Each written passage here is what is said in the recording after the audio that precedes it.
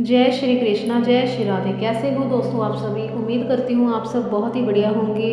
परम पिता परमात्मा की, आपके इष्ट की, आपके आराध्य की कृपा आप पर सदैव और सदैव बनी रहे दोस्तों। चलिए दोस्तों, आज हम बात करेंगे कि गण क्या होते हैं। ठीक है, देखिए दोस्तों, गण 3 प्रकार के होते हैं और इसका आपको कैसे पता लगेगा। गण का आपको पता लगेगा आपकी जन्म पत्री से। जब आप अपनी जन्म पत्री उठाकर देखेंगे तब आपको पता लगेगा कि आपका जो जन्म है, आपका जो बर्थ है, वो किस गण में हुआ है। गण 3 प्रकार के होते हैं दोस्तों, राक्षस गण, देवगण और मानव गण, मनुष्य गण। ठीक है, जिसको हम मानव गण भी बोल देते हैं और मनुष्य गण भी बोल देते हैं।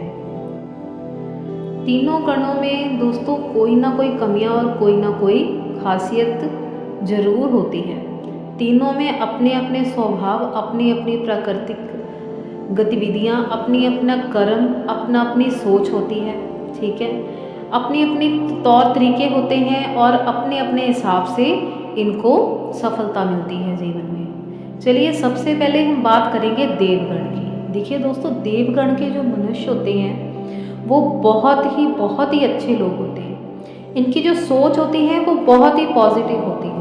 ये सदैव और सदैव पॉजिटिव सोचते हैं और सदैव पॉजिटिव ही करते हैं। लेकिन इनका एक नेगेटिव पॉइंट होता है कि ये दिल के बहुत ही अच्छे होने के साथ साथ बहुत दयालु होते हैं। सम टाइम इनका कुछ लोग दुरुपयोग कर जाते हैं, इनका यूज़ कर जाते हैं, जो कि इनके लिए कदापि अच्छा नहीं है दोस्तों। ऐसे लोग बहुत ही दयावान, दयालु होते हैं और साथ ही साथ आपने देखा होगा जो मंदिरों में, जो संस्थाओं में, जो आश्रम में, वृद्ध आश्रमों में और जैसे कई ऐसे संस्थान हैं जहाँ पर पैसा और चंदे की ज़रूरत होती है, दान धर्म की ज़रूरत होती है, ये लोग सबसे आगे आपको दिखेंगे। सबसे पहले सबकी मदद करने के लिए आगे खड़े हो जाएंगे। अपनी थाली का निवाला भी जो ये हैं दूसरों को प्रदान कर देते हैं। इतने अच्छे लोग होते हैं ये। अगर धन मन तन से किसी की सेवा कर सकें तो ये कभी भी पीछे नहीं हटती हैं। धर्म को मानने वाले होते हैं, ईश्वर को मानने वाले होते हैं। बस इनको थोड़ा सा जो है एक कोमल हृदय होने के कारण लोग इनका यूज़ कर जाते हैं, गलत लोग इनका यूज़ कर जाते हैं। ये बहुत ही भावुक होते हैं। बहुत ही भावुक होने के कारण लोग इनका इस्तेमाल कर जाते हैं और इनको पता भी नहीं चलता है। इसलिए ये चीज़ें इनको ध्यान रखनी चाहिए। ठीक है, दयालुता करनी होनी चाहिए इंसान में। ठीक है, हमको किसी का सहारा भी बनना चाहिए, लोगों की मदद करनी चाहिए, हमारी जितनी क्षमता हो हमें करना चाहिए। लेकिन दोस्तों, ऐसी मदद भी हमें नहीं करनी चाहिए कि हमें खुद को ही मदद की ज़रूरत पड़ जाए। ठीक है दोस्तों, तो देवगण के जो लोग होते हैं ये बहुत ही अच्छे नेचर के होते हैं, पॉजिटिव थिंकिंग वाले होते हैं और ये सदैव पॉजिटिव सोचते हैं और जीवन में ज़्यादातर इनके साथ पॉजिटिव ही होता है। लेकिन अगर ये थोड़ा सा अपना मन और स्थिति को बैलेंस करके चले तो ये बहुत आगे जाते हैं। इनको सफलता भी मिलती है और धन भी इनको बहुत और बहुत अधिक मात्रा में प्राप्त होता है। धन कभी भी इनसे दूर नहीं भागता है। ये सदैव और सदैव ब्राह्मणों, पुजारियों का और साधु संतों का आदर करते हैं, माता पिता का आदर करते हैं। ये सभी छोटे बड़ों का आदर करते हैं दोस्तों। जो देवगण के होते हैं वो बहुत ही अच्छे लोग होते हैं दोस्तों। चलिए दोस्तों, अब बात करेंगे हम जो मनुष्य गण होते हैं, जिनको हम मानव गण बोलते हैं। ये कैसे व्यक्तित्व के लोग होते हैं दोस्तों। ये जो होते हैं, जैसे हम एक मनुष्य योनि में जन्म लेते हैं, हम बिल्कुल वैसे ही व्यक्ति होते हैं। ये बिल्कुल बैलेंस करके चलने वाले होते हैं। ये न्यायप्रिय होते हैं, सदैव न्याय की बात करते हैं। इनके पास जब भी आप जाओगे ये सदैव न्याय की बात करेंगे। ये कभी भी बिकते नहीं हैं। अगर आप सोचोगे 2 पैसे देकर इनको आप खरीद लो और अपनी वाणी बुला लो, ये कभी नहीं होगा। ये सदैव और सदैव धर्म का साथ देते हैं और ये ना ज़्यादा अच्छे होते हैं ना ज़्यादा बुरे होते हैं। ठीक है, इनको ज़्यादा भागदौड़ पसंद नहीं होती। ये जो भी काम करते हैं स्थिर होकर मीडियम सोच से करते हैं। इनकी सोच ना अच्छी होती है ना बुरी होती है।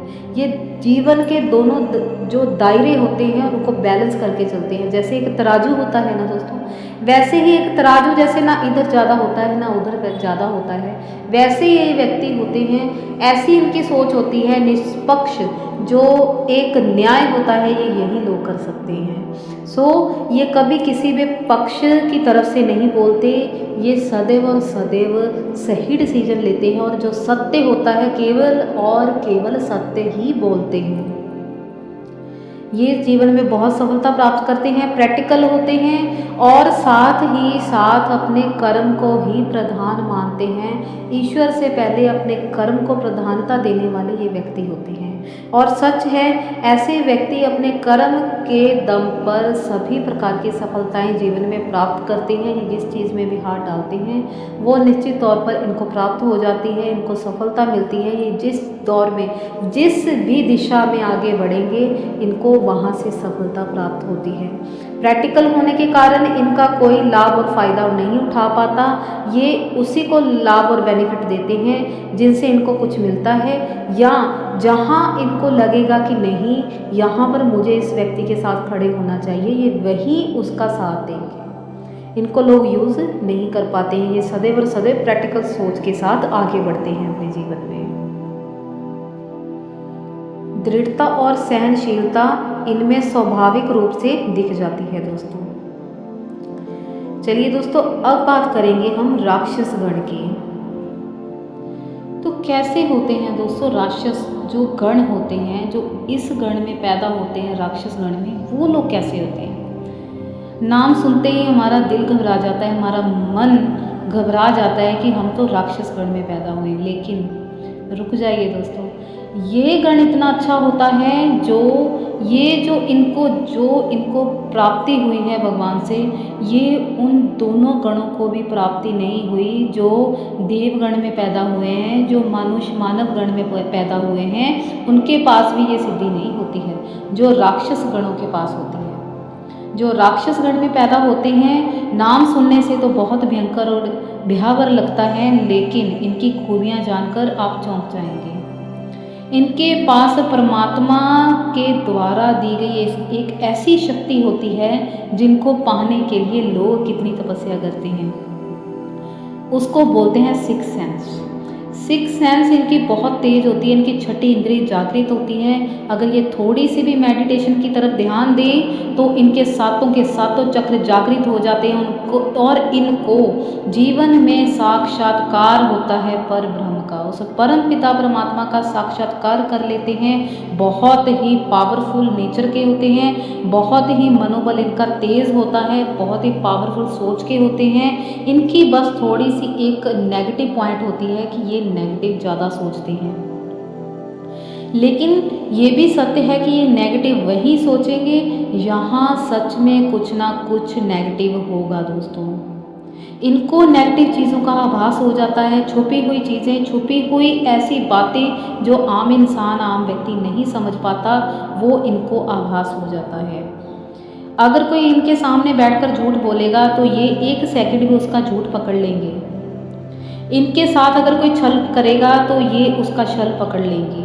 चाहे सामने से उस व्यक्ति को कुछ ना बोले, लेकिन भीतर से ये सामने वाले व्यक्ति के आत्मा के तक, अंदर तक झांक कर देख लेते हैं कि ये व्यक्ति सही है या गलत है। इनकी सिक्स सेंस इतनी तेज़ होती है कि इनको आने वाली बातों का पूर्वाभास हो जाता है। इनको स्वप्न ऐसे आते हैं, ये आने वाली चीज़ों को देख लेते हैं, जिसे बोलते हैं हम भविष्य का दर्शन करना। भविष्य की सिद्धि होती है ऐसे लोगों के पास। ये थोड़े से नेगेटिव सोच होने के कारण ये थोड़ा सा घबरा जाते हैं, और थोड़ा सा अगर जब भी ये किसी चीज़ पर सच्चाई के साथ बोलते हैं, इनकी कड़वी बोली, कड़वी वाणी होने के कारण लोग इनको इग्नोर कर जाते हैं और इन पर लांछन लग जाता है। हालांकि ये केवल और केवल सदैव और सदैव सत्य का साथ देते हैं, ये केवल और केवल धर्म का साथ देते हैं, लेकिन इनका बोलने का जो लिहाजा होता है, इनकी जो बोलने की कला होती है, उससे लोग इम्प्रेस नहीं हो पाते। लोग इनको इग्नोर कर देते हैं, इनकी बातों पर ज़्यादा ध्यान नहीं देते। यही चीज़ें इनको चुभती हैं, इनके मन को इसी चीज़ का दुख लगता है। लेकिन अगर आप इनकी आप खूबियाँ देखेंगे तो मैं गिना नहीं पाऊँगी। ये बहुत ऐसी ऐसी स्थितियों से ये बाहर आ जाते हैं जहाँ एक आम व्यक्ति कभी भी बाहर नहीं आ सकता। कठिन से कठिन परिस्थिति का सामना कर लेते हैं और वो भी कर देते हैं जो जीवन में कोई नहीं कर पाता। इनका दोस्तों व्यक्तित्व को दबाना बहुत ही कठिन है। ये सदैव और सदैव अन्याय के खिलाफ आवाज़ उठाते हैं और जीत भी हासिल करते हैं। इनको ईश्वर कृपा ऐसी प्राप्त होती है कि ये वो चीज़ें भी देखते हैं जो केवल ईश्वर ने अपने आधिपत्य में रखी हुई हैं। इनको जो छुपी हुई शक्तियाँ हैं, अदृश्य शक्तियाँ हैं, अदृश्य जो देवी देवता हैं, भूत पिशाच हैं, वो सभी प्रकार की चीज़ें इनको दिखाई देती हैं। इनको एहसास हो जाता है कि कोई चीज़, कोई वस्तु, कोई व्यक्ति हमारे पास है। इतनी बड़ी शक्ति होने के बावजूद भी लोग इनका तिरस्कार करते हैं, क्योंकि इनकी कटुत जो बोली है, जो वाणी है, वो लोगों को कष्ट पहुंचाती है। हालांकि ये सदैव और सदैव बोलते सच हैं। बस अगर इन्हीं चीज़ों का ये थोड़ा सा ध्यान रख लें तो इनके जैसा कोई भी धरती पर मनुष्य नहीं है। इसके लिए इनको चाहिए कि ये डेली मेडिटेशन करें। अगर इन्होंने अपनी लाइफ में मेडिटेशन को अपना लिया तो आप यकीन मानिए इनसे ज़्यादा अच्छा व्यक्ति कोई दुनिया में नहीं हो सकता।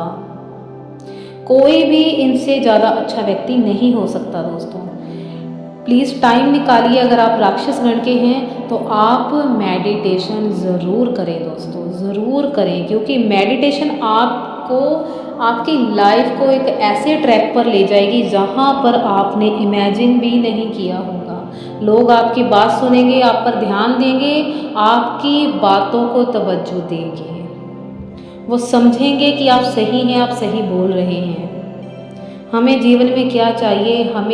हमें वैल्यू ही तो चाहिए। और क्या चाहिए कि हमारे कर्मों को, हमारे व्यक्तित्व को, हमारी सोच को वैल्यू दी जाए, हमें वैल्यू दी जाए। ठीक है दोस्तों, तो ये तीनों गणों में जो भी लोग पैदा हुए हैं, मानव गण, देव गण और राक्षस गण, इन तीनों में बहुत बहुत कमियां हैं और बहुत बहुत खूबियाँ भी हैं।